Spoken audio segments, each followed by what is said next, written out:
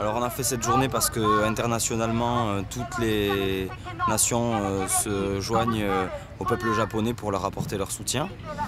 Et donc on a trouvé ça complètement naturel nous aussi en tant qu'individu de se joindre à ce mouvement. Et de plus, étant donné que la France est le numéro 1 mondial de production de plutonium, de MOX et gère un énorme business assassin, si j'ose dire, on n'a pas pu laisser passer cette occasion de communiquer et d'adjoindre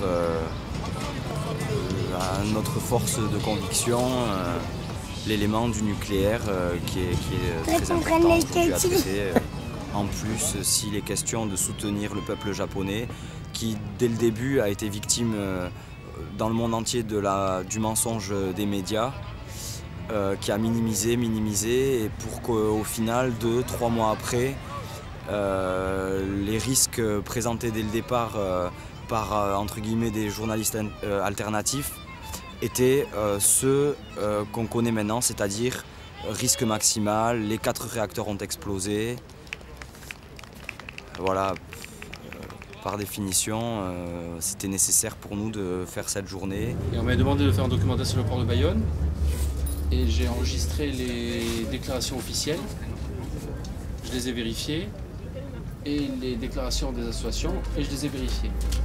Voilà, et ça donne ça. Vous allez voir qu'il y a une partie où le principe c'est pas de mettre en doute, mais de vérifier au moins officiellement le discours, et puis après voilà. Alors, Bayonne, c'est l'aviron bayonnais, rugby. Les jambons de Bayonne qui ont des cuisses comme les filles au basque. C'est souvent ça qu'on a à la télévision. Voilà. Et puis c'est la fête. Voilà. Donc ça c'est une autre vision de Bayonne.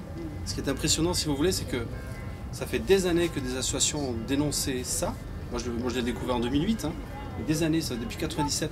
Dénoncer le fait que dans le port de Bayonne, on devait associer le mot port de Bayonne avec contamination radioactive. Le film est disponible sur internet gratuitement, ça se télécharge, etc.